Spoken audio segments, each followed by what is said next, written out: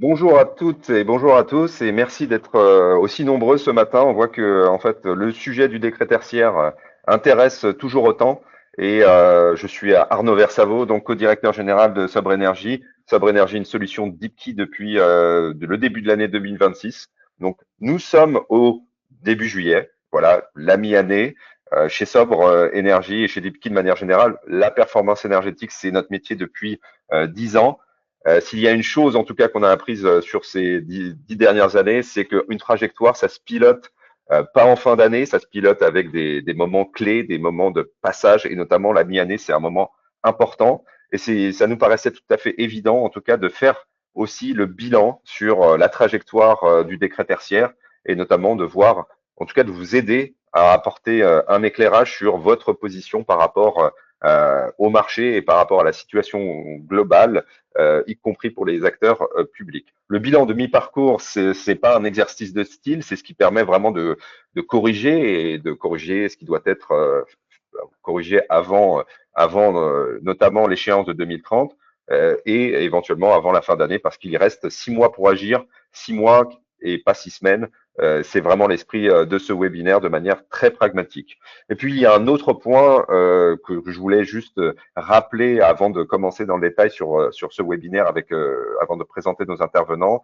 Il y a la date d'hier, le 1er juillet.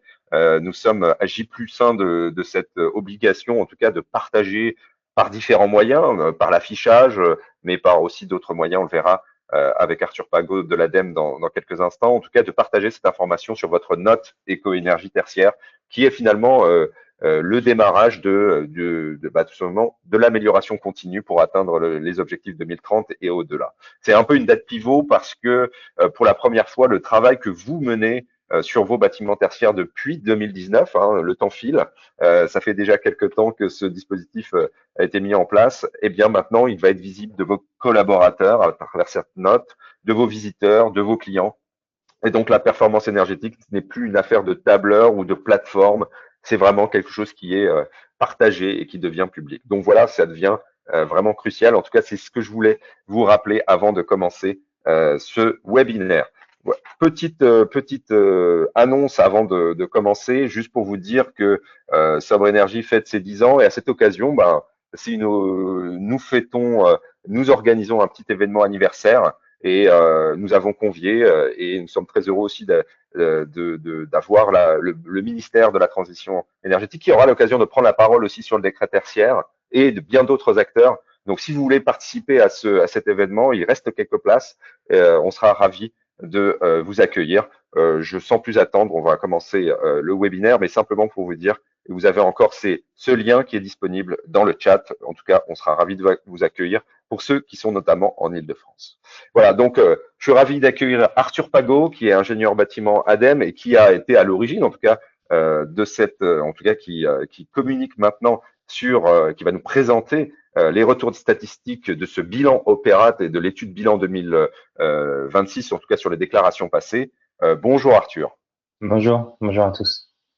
Et puis Jonas Safon, que vous connaissez dans des webinaires précédents, puisqu'il est product owner chez Sobre Énergie et le groupe DeepKey. Le but, c'est d'arriver à voir avec lui comment on peut affiner les indicateurs d'intensité d'usage, mais aussi les autres informations qui sont liées à vos déclarations pour notamment aborder finalement votre trajectoire de manière optimisée. Bonjour Jonas. Bonjour Arnaud, bonjour Arthur, bonjour à tous. Voilà, mais sans plus attendre, vous le savez, on fait toujours un petit sondage rapide avant tout simplement de tester un petit peu votre maturité sur les différents sujets, les deux sujets essentiels que nous allons aborder ce matin, et notamment sur l'affichage de votre note éco-énergie tertiaire, qui est l'élément très concret qui vous concerne et qui représente finalement tout le travail que vous avez réalisé depuis 2019. Et voilà, si vous aviez pas connaissance en tout cas de cette note, voilà, vous pouvez tout à fait en prendre connaissance sur votre compte Opérat. Je vous laisse vous exprimer et puis après on commente juste très rapidement où vous en êtes Donc, si vous êtes effectivement, c'est fait pour tous vos bâtiments, vous êtes dans le bon tempo et à ce moment-là, l'affichage, en tout cas le partage à vos collaborateurs, clients, c'est une formalité pour vous. Vous avez été plutôt dans le bon timing, ou au contraire, pour vous, il y a encore quelque chose à faire maintenant. Et si vous ne savez pas où trouver l'attestation, eh bien, en tout cas, Arthur va pouvoir nous le repréciser, sachant qu'il y a différents moyens de partager cette obligation. Vous avez une certaine flexibilité. Voilà, je constate que vous n'avez pas encore commencé, mais c'est prévu. Donc ça, c'est quand même un bon point. C'est dans la to-do list et vous avez certainement ça dans votre viseur dans les prochaines semaines. Merci à tous. Donc deuxième question, juste très rapide. Après, sur le côté deuxième question sur le chantier prioritaire, puisque à un moment donné, dans le décret tertiaire, il y a certes la trajectoire qui va être identifiée va par votre note, mais après, il y a la mise en œuvre concrète des actions de performance énergétique. Euh, voilà, votre objectif à vous, en tout cas au regard du décret tertiaire, c'est plutôt de vous benchmarker ou d'optimiser les intensités d'usage, sachant qu'il y a effectivement des possibilités, on va le voir avec Jonas, pour optimiser peut-être votre trajectoire avant même d'aller sur les actions de travaux. Il y a le dossier de modulation. On peut essayer de faire fiabiliser ces déclarations opéra parce que peut-être qu'il y a des choses qui sont à améliorer ou vous ne savez pas par où commencer parce que ça reste encore un petit peu complexe pour vous.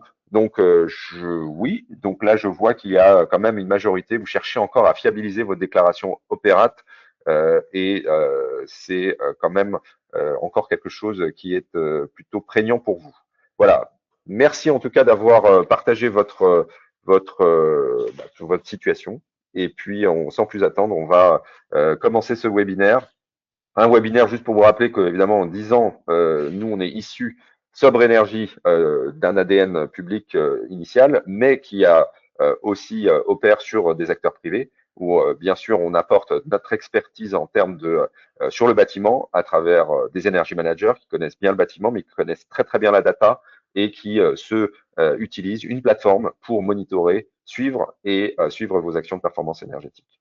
10 ans maintenant d'expérience. On a contribué aussi à la création du métier d'énergie management et on accompagne plus de 150 clients et maintenant des clients aussi de DeepKey et on réalise aussi par ailleurs des audits énergétiques avec toutes les certifications au PQ et l'UBI et on est très attaché aussi à la mise en œuvre de plans de mesure et de vérification, notamment sur la base du référentiel IPMVP. Sans plus attendre, une petite présentation effectivement des retours de ce bilan dont je parlais au départ. Et surtout, si vous avez des questions, n'hésitez pas. Arthur Pagot est là et on est très content et on est très content de l'avoir ce matin pour partager ces statistiques et de savoir où se situent finalement les différents secteurs dans la trajectoire des résultats, notamment 2030. Arthur, c'est à vous. Merci pour l'introduction, Arnaud. Eh bien, donc oui, donc je suis Arthur Pagos, je travaille à l'ADEME sur le projet Opéra. Là, aujourd'hui, je vais vous présenter les résultats de l'étude bilan qu'on a publiée au mois de mai, actualise en fait l'étude bilan qu'on avait déjà produite en 2024. Et tout d'abord, je vais vous parler un peu des actualités. Et comme l'a dit Arnaud, depuis l'été dernier où les derniers décrets ont été parus, les objectifs et les attestations sont désormais disponibles sur Opéra. Donc, dernièrement, c'était toujours avec le filigrane provisoire. Mais depuis mardi dernier, vous avez vos attestations à l'échéance qui sont téléchargeables. Le dispositif éco-énergie tertiaire prévoit une obligation d'affichage au 1er juillet 2026. Comme l'a dit Arnaud aussi, on est un peu moins strict que enfin, la loi est un peu moins stricte que sur le DPE. Là, la publication de cette attestation peut être réalisée par voie d'affichage, mais aussi par tout autre moyen au regard de l'activité tertiaire. Donc, ça peut être aussi, on peut imaginer un envoi de mail au personnel, etc. Donc voilà, c'est par tout moyen pertinent au regard de l'activité tertiaire. Sur cette attestation, vous allez retrouver tout d'abord en haut à droite la notation éco-énergie tertiaire. Donc là, c'est la notation par rapport à la valeur absolue, donc de la performance énergétique du bâtiment. Ce n'est pas la notation de conformité, c'est bien la notation de la performance énergétique de votre bâtiment. Et juste en dessous, là, vous avez la flèche vous avez effectivement l'information si votre entité est conforme au dispositif éco-énergie tertiaire. Donc là, c'est dans le cas où vous respectez l'un des deux objectifs, soit la valeur relative, soit la valeur absolue. Ensuite, justement, vous avez un paragraphe sur les objectifs où vous allez retrouver le récapitulatif de vos objectifs en valeur absolue, en valeur relative, et avec une petite coche, savoir si vous avez fait de la modulation. On en parlera tout à l'heure. Vous avez votre suivi de consommation en dessous, donc avec la période de référence et les dernières années qui sont inscrites, avec les ratios en kilowattheure par mètre carré et par an, et puis les équivalents en kilogrammes de CO2. Et en dessous, vous avez votre trajectoire, avec désormais la valeur absolue et la valeur relative qui s'affichent sur la trajectoire. La trajectoire estimée donc en rouge, hein, c'est la barre rouge pour atteindre la valeur relative ou la valeur absolue. Et puis vous avez le réel. Donc là, vous voyez que dans mon exemple, on a un bâtiment qui a réduit très fortement sa consommation, puis a un petit peu augmenté, puis d'un coup est passé sous la valeur absolue. Donc voilà ce que vous allez retrouver dès maintenant sur l'attestation Opéra. Et comme j'ai vu sur le sondage qu'il y avait encore quelques doutes où la retrouver, donc ça me permet d'en dire deux mots tout de suite. Quand votre déclaration est validée, vous pouvez télécharger votre attestation. Et donc, c'est-à-dire que vous pouvez télécharger votre attestation année par année, déclaration par déclaration. Vous en avez une par déclaration. Donc sur le compte Opérat, c'est un endroit particulier et pour ça vous avez vous avez des vidéos de tutos qui permettent de guider les utilisateurs. C'est ça, je vous en parlerai juste à la fin, dans la partie D'accord. ressources, où trouver voilà, les ressources pour s'y retrouver. On peut passer à la suite. Donc du coup, je vous informe aussi de ça. Vous n'avez peut-être pas en visibilité, mais les données Opéra sont disponibles en open data sur opendata.adem.fr, où vous allez retrouver 4 jeux de données en fonction de la localisation géographique des EFA, des activités, etc. Ce sont des jeux de données qui respectent le secret des affaires, donc qui sont un peu larges. Donc, ce sont pas des jeux de données qui vont permettre de faire des études statistiques très précises. Et donc, pour faire des études statistiques très précises, nous, on le fait en interne. On en a fait une première en 2024, donc qui concerne voilà, le parc tertiaire et les consommations. C'était vraiment la toute première qui permettait d'avoir déjà une visibilité sur le parc tertiaire et la pratique de la plateforme Opéra par les utilisateurs. Et là, on vient d'actualiser ces données et de faire un zoom sur l'atteinte des objectifs. C'est tout de suite qu'on va pouvoir en parler. Donc, où retrouver l'étude, pardon, si Arnaud, tu veux bien passer à la slide d'après. Vous pouvez la télécharger sur la librairie ADEME. Vous tapez le mot-clé Opéra et vous allez retrouver les 2 dernières études. Donc vous pouvez télécharger la dernière. Donc, petite nouveauté cette année, on a associé les tableurs Excel des graphiques. C'est-à-dire que là, on a beaucoup de graphiques sur cette étude, mais les valeurs n'apparaissent pas forcément très bien parce qu'il y a beaucoup de données. Donc du coup, vous avez la possibilité de télécharger le tableur Excel pour retrouver la donnée précise. Donc vous avez ces 2 documents et je vous invite à la télécharger dès maintenant. Voilà, si vous souhaitez même suivre pendant le webinaire, ce qu'on va faire des zooms précis sur certaines données. Et donc du coup, on va commencer sur les principaux résultats de l'étude. Donc on a travaillé sur le contenu des déclarations qui ont été réalisées, sur l'atteinte de l'objectif 2030, et on a aussi un paragraphe sur l'amélioration de la qualité des déclarations, mais là, je ne vais pas m'attarder dessus aujourd'hui. En termes de méthodologie, vous allez la retrouver en annexe de l'étude. Et vous verrez qu'on a une méthodologie en fonction des déclarations en valeur aberrante, des déclarations de fiabilité moyenne et des déclarations de fiabilité forte. On est assez satisfait de voir que désormais, on a beaucoup de déclarations de fiabilité forte. Donc là, on en retrouve 74% sur des déclarations validées et encore 26% de fiabilité moyenne, ce qui est quand même bien, parce que sur la fiabilité moyenne, on est quand même sur une fiabilité qui reste assez pertinente. Hein. On n'est pas sur des données aberrantes. On a récupéré les données pour cette étude jusqu'à fin janvier 2026 et on a ajusté, enfin, les analyses, on les a faites en climat ajusté, sauf pour certaines analyses, notamment le détail par énergie, puisque la plateforme Opera fait l'ajustement climatique que à la fin de la déclaration, donc on ne peut pas faire d'ajustement climatique énergie par énergie. On va du coup passer à la suite. Donc, je vais vous faire un petit zoom sur le contenu des déclarations réalisées, donc EFA par EFA. Donc déjà, vous vous en doutez, hein, mais la majorité des EFA ont été déclarés à l'ouverture de la plateforme, donc en 2022.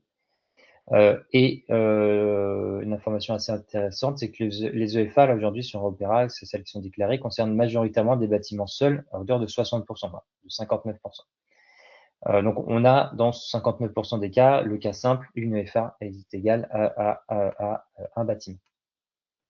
On va retrouver la répartition des cas d'assujettissement par métacatégorie. Donc, on a introduit la notion de métacatégorie dans l'étude puisque il y a beaucoup de catégories sous Opera, donc on a défini 21 métacatégories. Et vous allez retrouver le détail, hein, dans l'étude de l'ensemble des catégories. Le parc assujetti est majoritairement un parc locatif à hauteur de 62%. Il y a 70% des EFA qui sont occupés par une structure privée. On a fait des fois l'analyse en nombre de FA ou en surface déclarée, et là on verra tout à l'heure qu'il y a quelques variations, parce qu'effectivement, entre le nombre et la surface, on peut avoir des grands bâtiments qui du coup déclarent plus de surface. On a fait un petit zoom sur aussi l'utilisation du référentiel national du bâtiment, qui est maintenant une donnée qu'on demande sur Opera, qui permet de pouvoir récupérer l'adresse précise du bâtiment pour, à l'avenir, faire un travail à l'échelle bâtimentaire et plus EFA par EFA.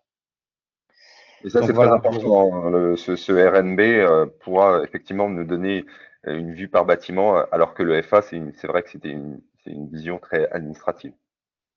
c'est ça. Le FA, c'est un numéro de, ça correspond finalement à un numéro de tirette, hein, si on veut faciliter le discours. Ça ne veut pas dire qu'on remet en question le FA, ça veut juste dire qu'on peut apporter encore plus de valeur en ayant une vision par bâtiment. C'est-à-dire qu'une tour à la Défense qui a 50 EFA, et ben on pourrait voir du coup, grâce au RNB, l'ensemble du bâtiment. Mais ça n'empêche que les assujettis restent assujettis à l'échelle de leur Bien EFA. sûr. Très bien. Donc voilà, vous voyez à droite non, c'est pas grave, mais voilà, il y avait un graphique, voilà, où on retrouve finalement la répartition, là où on retrouve plus de bâtiments, là on retrouve plus des ensembles de bâtiments ou des parties de bâtiments. Donc on voit que les deux catégories d'en bas sont les blanchisseries et l'enseignement, où là on retrouve principalement que des bâtiments seuls. Et plus on monte sur le graphique, et plus on voit là où il y a les parties de bâtiments. Et là où on a des parties de bâtiments, ça va être plutôt les commerces alimentaires, les commerces non alimentaires et les bureaux. Donc voilà, on va passer à la suite. Ensuite, on a fait le travail sur le contenu des déclarations réalisées au niveau des déclarations de consommation. Donc, on a plus d'1 million de déclarations sur Opera. Il y en a 91% qui sont validées. Ça, c'est aussi un taux qui est en hausse. On l'a vu tout à l'heure avec le sondage, il y a encore quelques tests qui sont effectués, mais on est sur quand même un pourcentage beaucoup plus élevé qu'au lancement de la plateforme. Et on voit qu'à la date d'échéance, chaque 30 septembre des 3 dernières années, on a de plus en plus de surface qui est déclarée. Donc là, on voit par exemple, si on compare la barre rouge à droite de 2024 par rapport à la première barre jaune de 2022, eh bien, on a quand même plus de surface qui est déclarée à l'échéance. Cependant, on voit quand même qu'il y a une vraie inertie. Si on reprend la barre jaune, donc l'année de consommation 2022, pour qu'elle puisse atteindre l'année de consommation 2021, eh ben, on voit que ça prend bien 2-3 ans. Donc cette inertie, on l'explique par le fait que la plateforme ne soit pas bloquante. Donc aujourd'hui, il n'y a pas de réelle pression à déclarer au 30 septembre de chaque année, même si on essaye d'inciter les assujettis à le faire. Voilà, on estime que c'est pour ça qu'il y a cette inertie. Puis on estime aussi que finalement, on laisse 9 mois pour récupérer la totalité des consommations énergétiques de l'année précédente. Mais en réalité, peut-être que 9 mois, c'est pas encore suffisant parce qu'il y a peut-être voilà, il y a peut-être des Il y a peut-être des factures qui arrivent un peu trop tard, etc. Donc voilà, c'est peut-être aussi ça qui explique cette inertie. Donc par rapport aux 1 million, pardon, aux 996 millions de mètres carrés assujettis Mhm. au décret tertiaire, on a en gros entre 50 et 60% du parc qui est présent sur Opéra. On observe une baisse de la consommation énergétique, moins 26%, et aussi une baisse des consommations du gaz au profit de l'électricité, donc directement une baisse des émissions de gaz à effet de serre, on retrouve moins 32%. Yes. Juste, Arthur, j'anticipe un peu une question. Donc là, pour tous ceux qui sont pas encore, qui font partie des 40% qui sont pas encore présents sur Opérate, eux, ils ont encore jusqu'au 30 septembre 2027 pour agir, mais après, ils risquent d'être en difficulté. C'est bien ça, c'est bien ça, c'est bien ça. Très bien. Euh, et donc après, on peut passer à la suite pour l'analyse par activité. Donc comme je disais tout à l'heure, on a fait des regroupements par métacatégorie, où il y en a 21, mais vous allez retrouver sur l'étude, sur les figures 26 et 27, un détail par catégorie, du coup, qui sera encore plus précis. Les principales métacatégories qui ressortent, qui ont été déclarées sur Opéra, c'est l'enseignement, les bureaux, la santé et la logistique. Sur la figure 20 qu'on va voir juste après, vous allez retrouver les ratios de consommation en kWh par mètre carré. Ça, je vais vous expliquer ce graphique. Et comme j'ai dit tout à l'heure, donc il y a 70% des EFA qui sont occupés par une structure privée, mais à l'inverse, si on fait le calcul en surface, on est à 62%. C'est-à-dire que on a plus d'entités, enfin les entités publiques ont plus de surface déclarée. On voit juste à côté, puisque le parc public est principalement occupé par des établissements publics administratifs en surface, donc voilà, des hôpitaux, des collèges, des lycées, des universités, qui sont des grands bâtiments. Et par contre, à l'inverse, le parc public est principalement occupé par des collectivités territoriales, mais en nombre, en fait, en nombre de FA. Donc voilà, c'est là où on voit la différence de balance entre l'analyse en EFA, en nombre, et l'analyse en surface. Et donc c'est le graphique que vous retrouvez juste à droite. Je continue du coup sur le contenu des déclarations réalisées, mais là, donc la fameuse figure 20, où on retrouve les ratios en kilowattheure par mètre carré et par an. Je fais une petite pause pour vous expliquer les symboles. Hein. Donc, ce sont des boîtes à moustaches. Dans ces boîtes à moustaches, pardon, à l'extérieur à gauche de la moustache, vous avez 10% de la donnée. À l'extérieur à droite de la moustache, vous avez 10% de la donnée. Donc, dans la boîte à moustache, vous avez 80% de la donnée qui est présente. Et dans la petite gélule au milieu, là, verte-bleue, vous avez 50% de la donnée qui est présente. Ensuite, vous avez la médiane qui est la barre en jaune et la moyenne qui est le point orange. Et donc là, vous allez retrouver le détail des kilowattheures par mètre carré par an de chaque catégorie d'activité. Et c'est là où on peut voir les stationnements, les halles, le commerce de gros, la logistique qui vont être en bas, avec une moyenne à 33 kWh par mètre carré par an pour le stationnement, par exemple. Et par contre, si on fait un petit zoom sur le cœur, voilà, on va retrouver par exemple les bureaux qui ont une moyenne à 110 kWh par mètre carré par an. Je sais pas, je vais prendre pour la santé 176 kWh par mètre carré par an. Plus la boîte à moustache va être éclatée, va être étalée, plus du coup on va avoir des données qui sont différentes dans une même catégorie. À l'inverse, là on voit bien que la santé, c'est une boîte à moustache qui est très très resserrée, c'est-à-dire qu'on a une très bonne fiabilité sur cette donnée, c'est-à-dire que euh, on peut facilement dire que le domaine de la santé représente bien une valeur, représente bien une consommation de 176 kWh par mètre carré par an. On voit même que la médiane et la moyenne sont au même niveau. Donc plus c'est resserré, plus le comportement est similaire dans la catégorie des EFA qui sont associés à cette catégorie. Exactement. Donc normalement, si on prend effectivement santé, c'est extrêmement petit, donc là une grande fiabilité de la donnée. C'est peut-être moins le cas sur la partie commerce non alimentaire, par exemple, ou la logistique. Oui, ou même sur l'événementiel, parce que dans l'événementiel, on a par exemple tous les parcs à thème, mais bon, un parc à thème peut être vraiment différent. Voilà, que ce soit des grands parcs à thème ou des tout petits parcs locaux. Ça va vraiment être différent. Donc ça, on voit même que la moyenne sort de la gélule. Voilà, elle se retrouve dans la moustache de droite. Euh, et ça me permet de faire aussi un petit mot sur les catégories au-dessus, donc les data centers, le serveur et la blanchisserie qui sont au-dessus. Donc c'est une échelle qui est logarithmique, donc normalement si on les avait bien représentés, ils seraient bien au-dessus. Donc par exemple pour les serveurs, on est à environ 3000 kWh par mètre carré par an, et pour les blanchisseries, on est à peu près à 1000 kWh par mètre carré par an. C'est un peu hors catégorie, effectivement, puisqu'on est sur des processus quasi industriels, même s'ils sont dans la catégorie tertiaire. On est bien sur on est Ouais, effectivement bien c'est du tertiaire. Ce que je veux dire, Non, mais c'est extrêmement consommateur d'énergie puisqu'il transforme. Enfin, oui, voilà. oui. Et Je c'est veux tout. pas relancer une bille sur ce débat.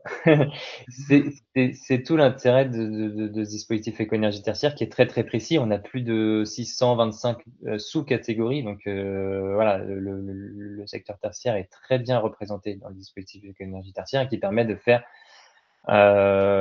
finalement une solution à la carte en fonction de l'ensemble des catégories tertiaires.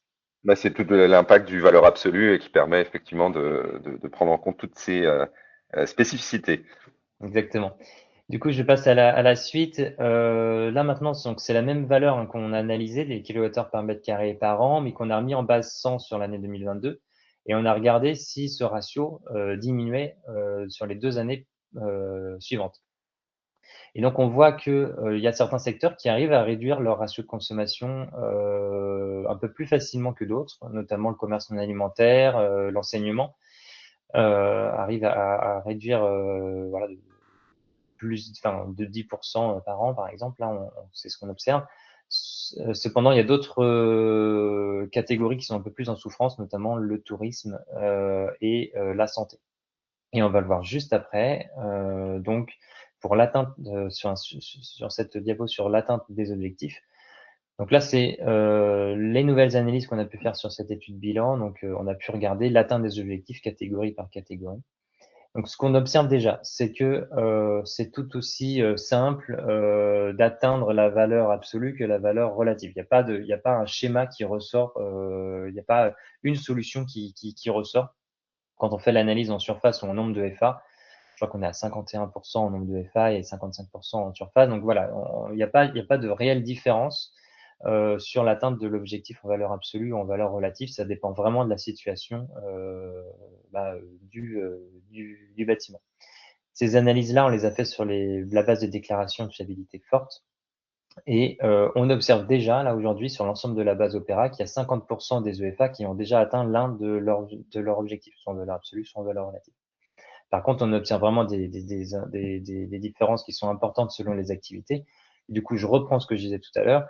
On voit tout en bas le tourisme, la santé, l'audiovisuel, les laboratoires qui sont à peu près à 30% d'atteinte de leur objectif.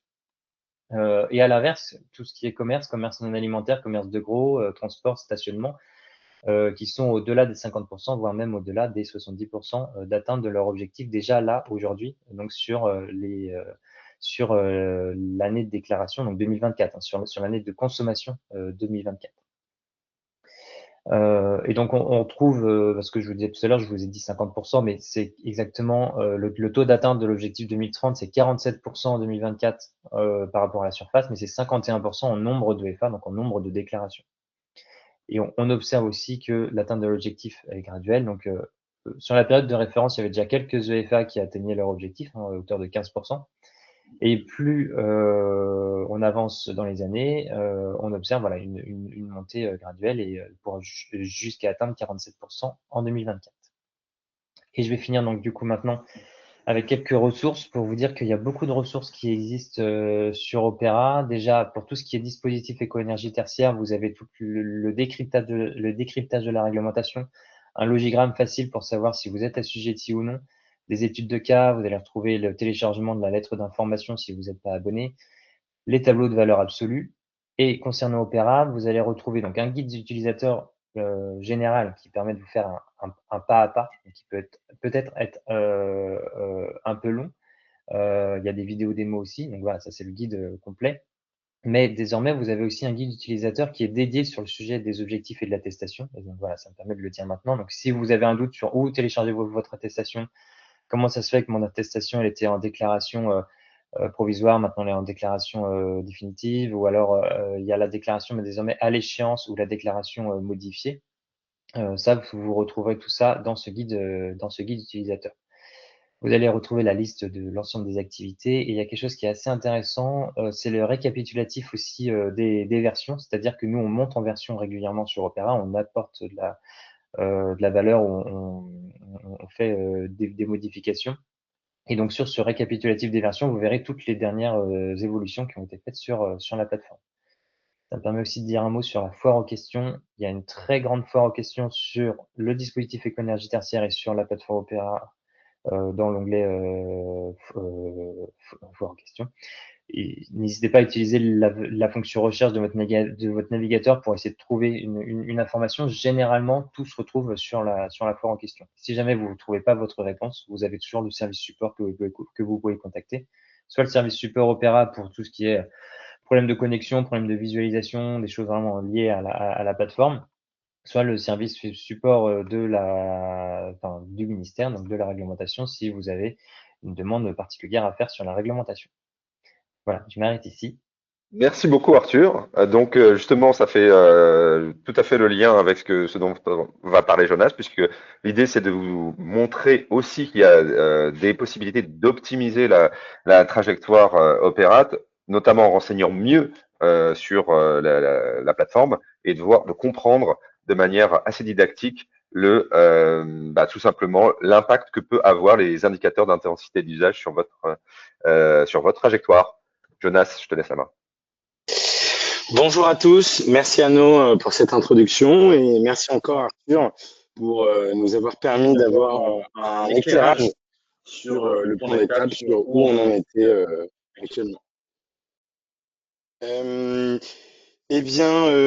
Nous avons vu où nous en étions au niveau des déclarations aujourd'hui, mais il reste encore beaucoup de choses à faire pour demain.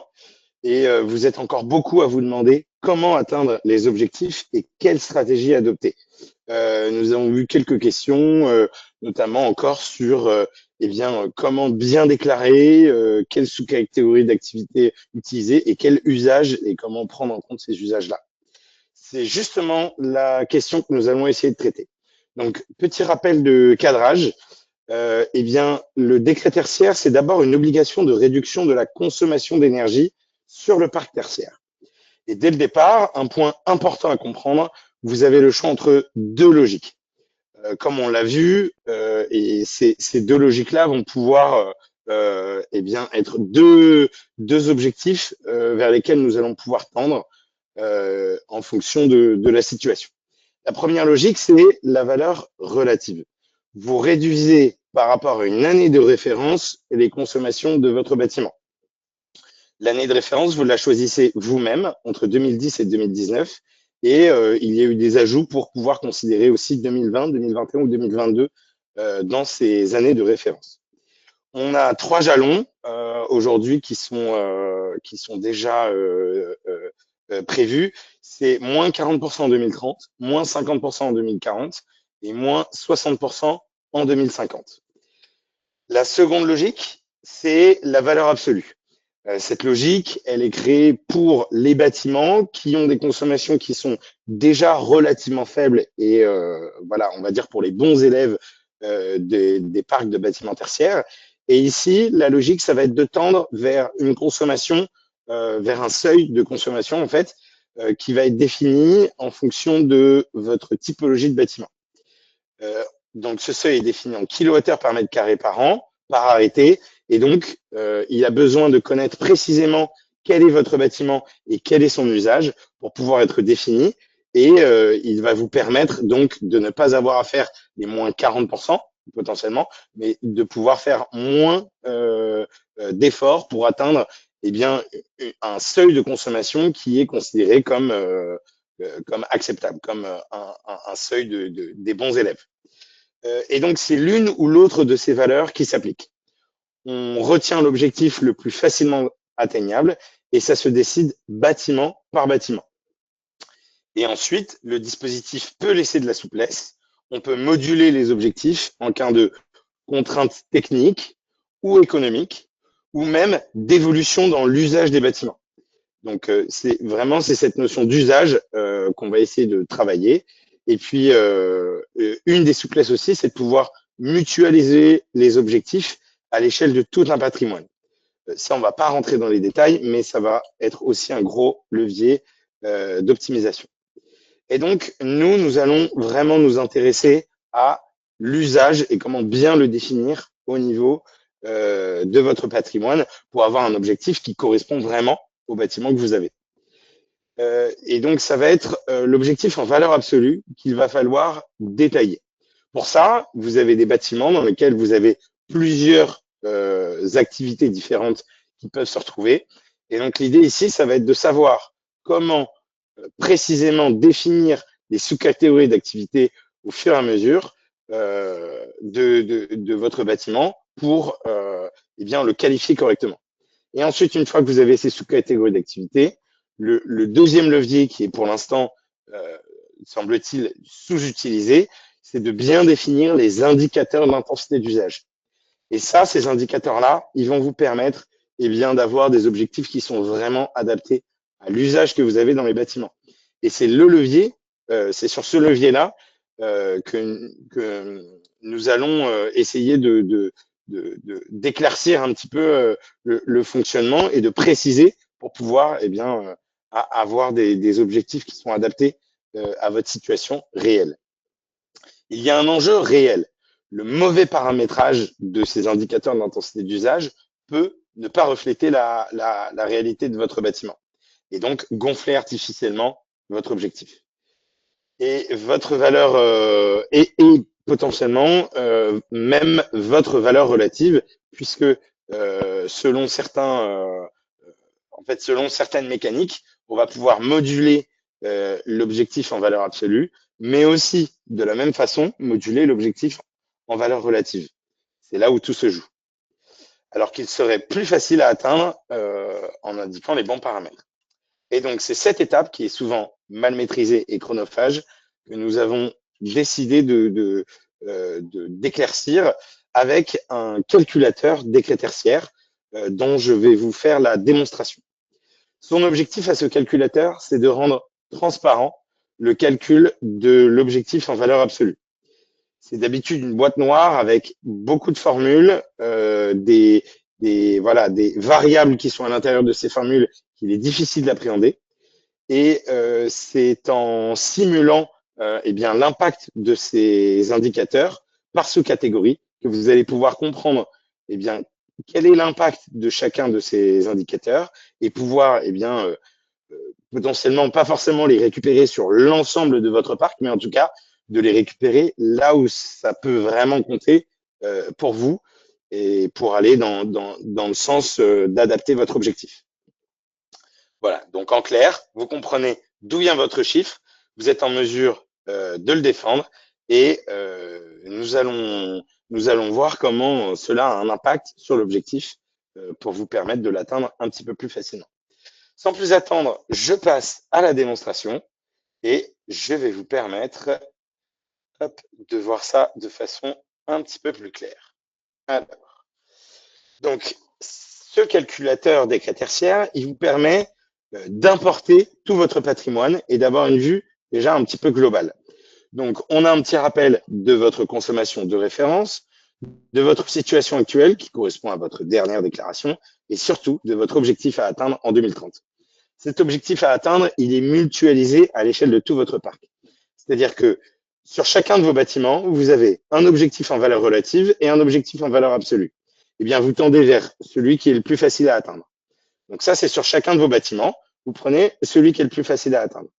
Et donc ensuite, à l'échelle de tous vos bâtiments, vous allez avoir un objectif mutualisé. C'est cet objectif qui va être vraiment, à l'échelle de votre patrimoine, celui vers lequel vous allez essayer de tendre. Et pour tendre vers un objectif qui correspond vraiment à ce qui est à vos bâtiments, eh bien, vous allez pouvoir essayer de travailler chacun de vos bâtiments pour eh bien, essayer de voir est-ce que son objectif est réellement bien défini. Donc là, on va prendre un exemple. On va se placer sur le premier site en haut de la liste, c'est le site de Paris.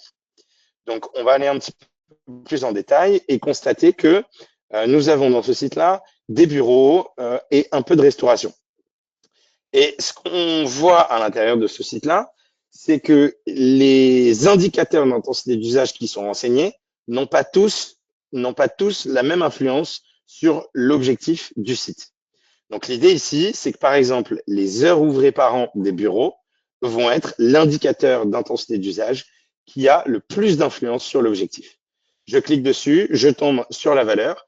Et donc, si je me rends compte que ces heures ouvrées par an, eh bien, ils ne sont pas la valeur par défaut, mais ils sont un petit peu plus élevés que la valeur par défaut, on va pouvoir modifier la valeur et voir son impact tout de suite. Donc là, par exemple, imaginons, je suis 30% au-dessus de la valeur par défaut. Je viens modifier la valeur par défaut voilà, pour l'augmenter un petit peu. Et je vois que mon objectif de la sous-catégorie, il n'est plus de 116, mais il est de 136,5. C'est nettement au-dessus et donc ça facilite mon atteinte. Et donc cette fois, au lieu d'avoir un objectif qui était à 116 sur cette EFA, j'ai un objectif qui est à 136. Et donc, à l'échelle de mon parc, je vais me remettre sur la situation par défaut. À l'échelle de mon parc, j'avais un objectif avant modification qui était à 104,2 et après modification qui devient 108,2. Donc, 4 kWh par mètre carré, plus facile, on va dire, à atteindre que ce qu'il n'était avant. Et ça, c'est bien parce que j'avais une situation qui n'était pas assez bien décrite. Et donc, en décrivant et en prenant en compte l'influence de l'usage et des indicateurs qu'on va pouvoir déclarer sur Opérat, eh bien, on facilite l'atteinte des objectifs. En fait, on rend simplement les objectifs un petit peu plus réalistes par rapport à la situation personnelle qu'on a.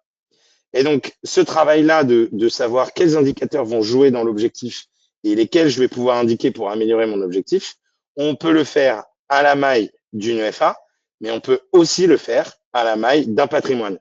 Ici, à la maille de tout le patrimoine, je retrouve l'objectif que je viens de modifier, donc les heures ouvrées par an dans les bureaux à Paris, et je vais pouvoir retrouver l'ensemble des indicateurs d'intensité d'usage de toutes mes sous-catégories pour voir l'impact qu'ils ont. Et c'est donc comme ça, en venant travailler chacun des indicateurs d'intensité d'usage sur chacune des EFA, qu'on va pouvoir retravailler et préciser l'objectif qu'on a à l'échelle du parc. Voilà, donc si vous êtes intéressé, nous avons ces prestations-là qu'on commence à travailler à Sobre pour nos clients. Et je repasse la main à Arnaud.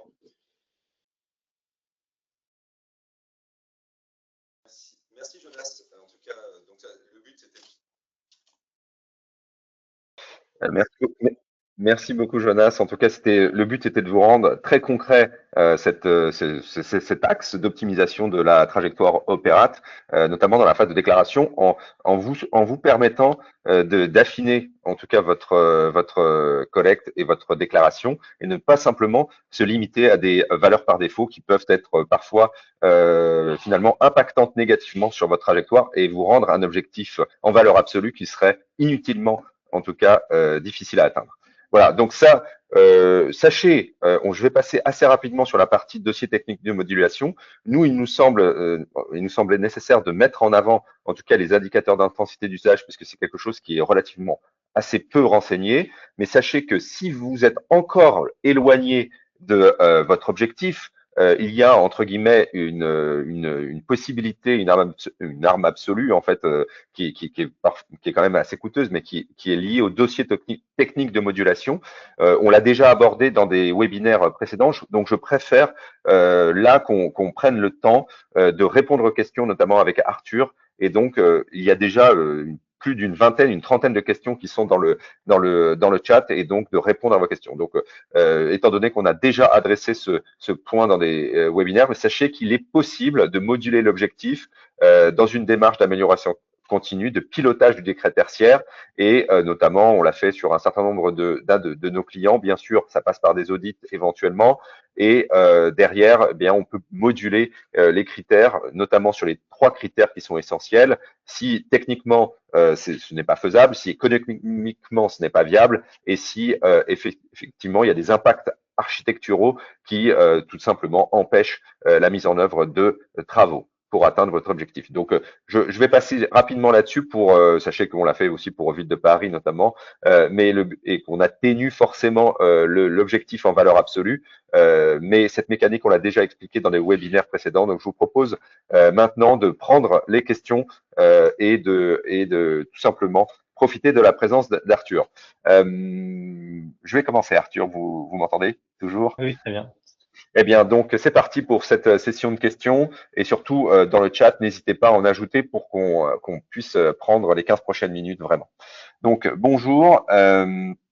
Alors, est-ce qu'on peut définir, alors, sur la plateforme Opérate, quand sera disponible le fichier de calcul de densité énergétique pour le secteur santé, sous catégorie imagerie SVP?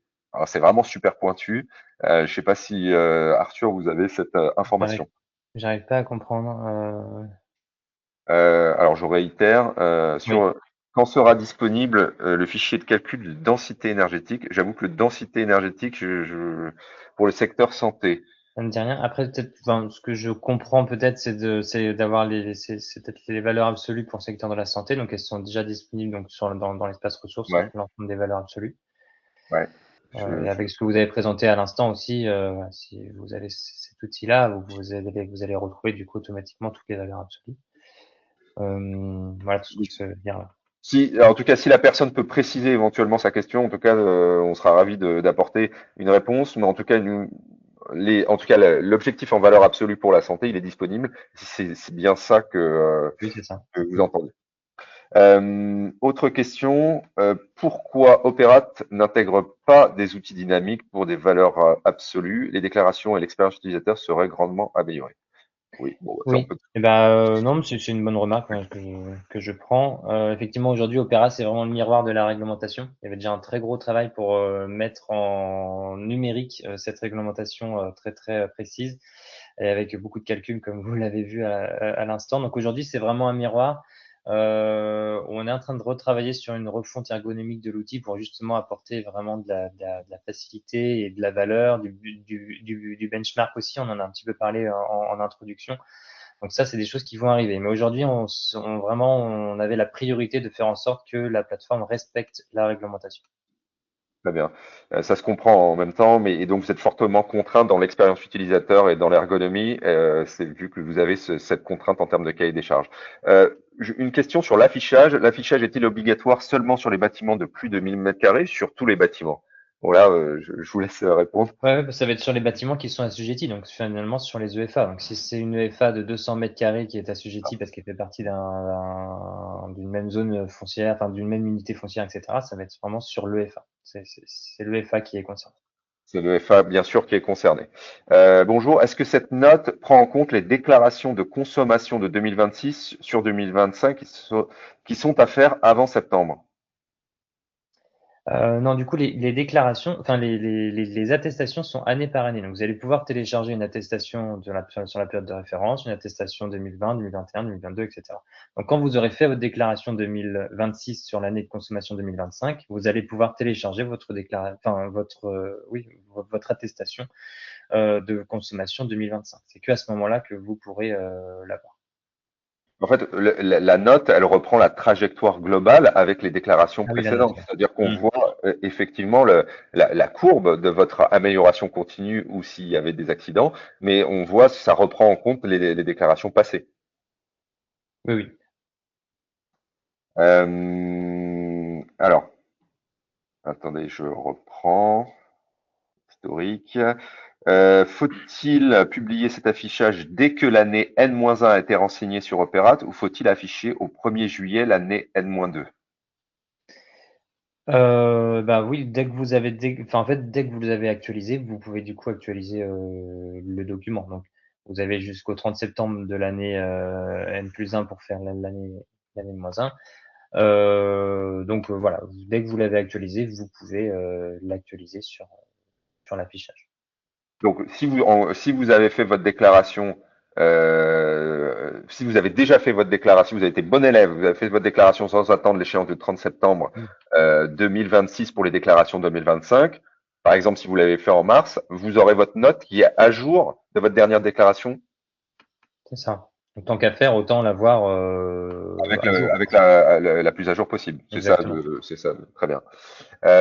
Y a pas de, je complète un peu, il y a pas d'inertie, c'est-à-dire que en gros, une fois que j'ai fait ma déclaration, j'ai automatiquement ma note ou il y a un peu Exactement. de retraitement. C'est Non, vraiment automatique. Et ça me permet de donner une notion que j'ai un peu dit tout à l'heure, mais vous allez pouvoir déclarer votre attestation à l'échéance, c'est-à-dire la déclaration, si vous l'avez fait une seule fois, vous l'avez validé, vous l'avez téléchargé, vous pouvez du coup télécharger votre attestation à l'échéance. Si jamais vous revenez en arrière sur votre attestation pour faire par exemple de l'optimisation comme a proposé Jonas tout à l'heure sur les indicateurs d'intensité d'usage, du coup, vous allez revenir en arrière. Et donc là, vous allez pouvoir retélécharger une nouvelle attestation, mais la mention sera une attestation qui sera actualisée. Donc en fait, voilà, c'est juste une info, mais si vous avez déjà fait une première déclaration et que vous en refaites une par-dessus pour modification, voilà, elle sera actualisée. C'est une petite mention en haut à droite qui est indiquée, qui ne change rien, mais qui permet du coup de savoir que que vous êtes revenu en arrière sur votre déclaration. Ok, c'est un élément de flexibilité, effectivement. Autre question. Bonjour, nous avons constaté que certaines attestations avaient des bugs d'affichage, des notations et des seuils de consommation dans le graphe en bas. Les attestations ne peuvent donc pas être affichées en l'état. Est-il prévu une mise à jour massive des attestations? Cela concerne globalement les attestations 2025, je suppose, basées sur les consommations 2024. D'accord. Alors, Bon, voilà. Ça, j'ai pas, enfin, voilà, j'ai pas ce bug qui m'est remonté. Alors, il y a plusieurs bugs, enfin, qui ne sont pas des bugs que je peux vous préciser là aujourd'hui. Si jamais la valeur relative est inférieure à la valeur absolue, vous n'allez pas avoir oui. votre barre de valeur relative. Forcément, elle va être en dessous du graphe. Donc, du coup, ça, c'est pas un bug, mais vous aurez une petite mention qui dira l'objectif en valeur relative est plus contraignant qu'en valeur absolue. Donc, finalement, voilà, ça sort du graphe. Donc, ça, c'est pas une erreur, c'est juste mathématique. Une autre chose que vous allez pouvoir observer qui peut vous mettre un peu le doute, c'est le ratio de référence modulé. C'est-à-dire Ouais. que quand vous allez faire votre ratio de référence déclaré, quand vous déclarez votre consommation brute initialement sur votre période de référence, et que vous apportez ensuite de la modulation, et ben, le ratio de référence va être modulé. Automatiquement, vous allez du coup avoir un ratio de référence qui va être modulé. Donc, vous allez peut-être retrouver deux valeurs de ratio de référence que vous n'allez pas forcément comprendre en vous disant, mais moi, j'avais déclaré 2017, il n'y a pas de raison que mon année 2017 change. Et en fait, si vous modulez, du coup, votre année 2017 va être aussi modulée. Donc, vous allez retrouver deux valeurs sur le graphe, mais ça, c'est tout à fait normal et c'est bien expliqué sous l'attestation et aussi dans le guide utilisateur que je vous ai indiqué tout à l'heure, objectif et attestation. Alors, les dossiers techniques là, vous parlez dans le cadre des dossiers techniques de modulation qui Non, de atténuent toute modulation, de toute modulation, que ce soit les de dossiers tout. techniques ou les intensités d'usage, voilà, c'est de tout D'accord. type de modulation. Ok, très bien. Si dans le chat, effectivement, vous souhaitez préciser les bugs, en tout cas d'affichage, n'hésitez pas. On va pas pouvoir faire le support là, mais en tout cas, ça Non, non, permettra oui, de c'est ça, préciser. on va pas pouvoir le faire Voilà. là, mais sinon, Mais si voilà, si vous n'avez pas votre réponse, n'hésitez pas à faire un mail sur l'assistance, comme je le disais tout à l'heure, donc c'est opéra@adem.fr pour nous préciser votre cas et on vous répondra. merci beaucoup. Autre point, je partage. Non. Alors là, c'est pas vraiment une question suffisamment précise. Euh, Attendez, je navigue un petit peu dans. Avez-vous un bâtiment dont la superficie est supérieure à 1000 m², dont la part recevant du public est inférieure à 1000 m², le reste étant occupé par des ateliers? Est-ce que ce bâtiment est assujetti? Alors, si les ateliers sont bien des ateliers tertiaires, oui, ça va être assujetti. Dans le cas d'une industrie qui a une activité donc de secteur 2, donc secondaire, S'il y a 800 mètres carrés d'atelier industriel et 200 mètres carrés de bureaux, là, le bâtiment, enfin, il ne va pas être, il ne va pas être assujetti puisqu'il n'y a que 200 mètres carrés de bureaux tertiaires. Cependant, là, si ce sont des ateliers tertiaires, je sais pas, moi, par exemple, une plateforme logistique, voilà, et qu'il y a 200 mètres carrés de bureaux et 800 mètres carrés de plateforme logistique, là, ça va bien être assujetti parce que la somme des activités tertiaires dépasse les 1000 mètres carrés. Juste une petite question sur l'affichage. Est-ce qu'on peut afficher via un intranet d'entreprise? Oui, oui, c'est possible. Voilà, effectivement, c'est par tout moyen. Alors, je vais reprendre la slide hein, pour repréciser ce qui est dit dans la réglementation. Mais donc, dans la réglementation, c'est inscrit, la publication est réalisée soit par voie d'affichage, à un endroit visible et facilement accessible, soit par tout moyen pertinent au regard de l'activité tertiaire, des personnels et éventuellement du public concerné, permettant un accès aisé à l'information. Donc, effectivement, sur un intranet, ça peut être une très bonne, un très bon moyen pour informer le personnel. Alors, j'ai une question très précise là que je vais essayer de rendre un peu plus générale. Je suis désolé pour la collectivité qui a posé cette question, mais c'est vraiment très spécifique. Pour résumer, cette communauté, cette collectivité, elle est confrontée à un marché couvert communal où il y a différents commerçants qui sont hébergés. Et pour lui, il est difficile de demander à l'ensemble des commerçants dont l'activité est ponctuelle de gérer individuellement des démarches informatiques liées au Opérate. Comment il peut procéder? Est-ce que ça, pour le coup, ça c'est assujetti?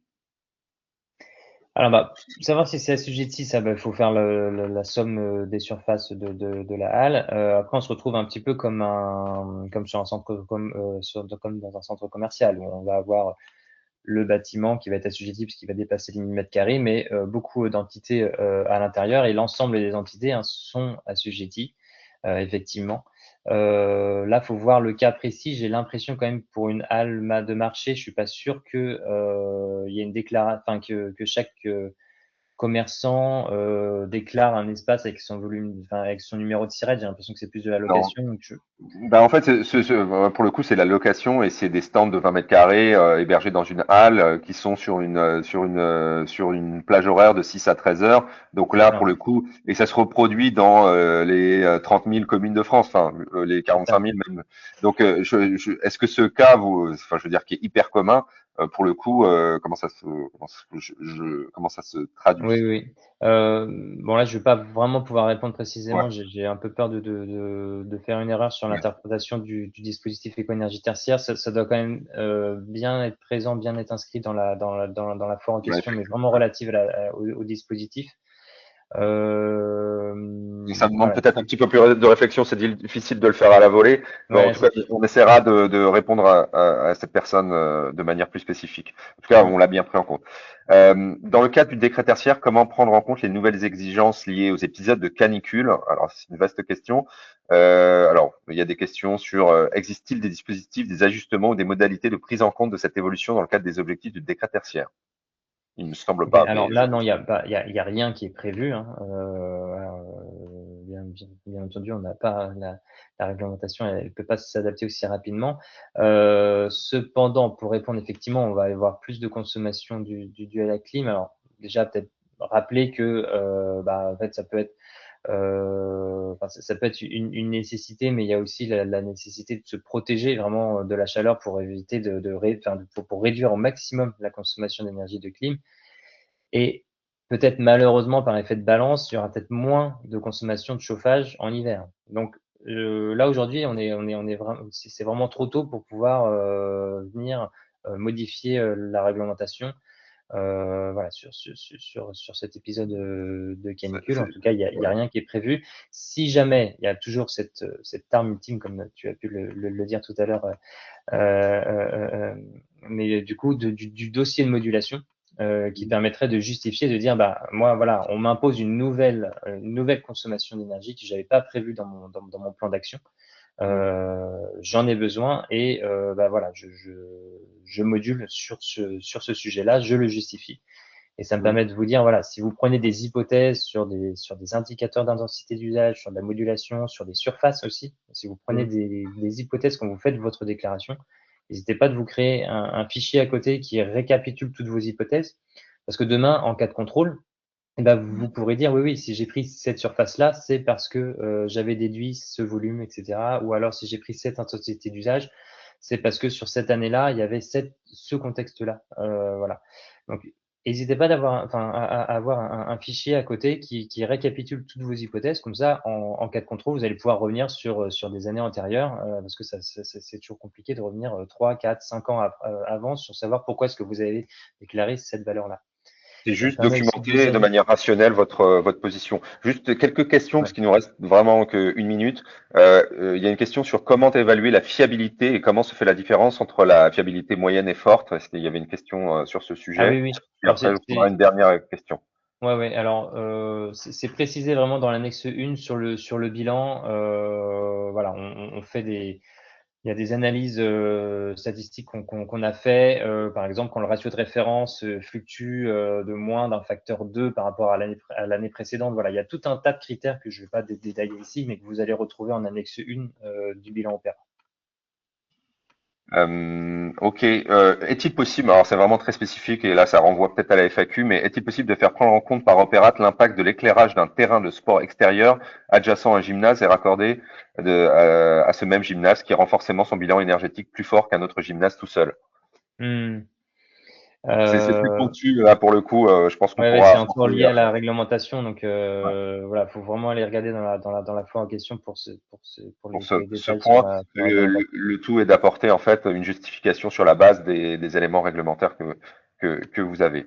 En tout cas, merci beaucoup Arthur pour cette session qui j'espère en tout cas apporter un certain nombre de réponses à notre audience. Et je vous propose simplement tout simplement de continuer ces échanges soit en ligne ou tout simplement en nous suivant sur LinkedIn, parce qu'à chaque fois, on essaie d'apporter des réponses à travers différents webinaires et on essaie de le faire notamment avec Jonas, avec Thibaut et maintenant d'autres intervenants qui apportent de la valeur et qui vous permettent de régler, de vous aider dans cette trajectoire Opéra. Donc, n'hésitez pas à nous suivre. Et puis, pour certains qui sont motivés et sont sur l'Île-de-France, en tout cas, on sera ravis de vous accueillir à l'occasion des 10 ans, puisque là, on a un temps fort aussi à mi-année le 9 juillet. Donc, je vous souhaite encore une très bonne journée et merci à vous. Merci Arthur, merci Jonas.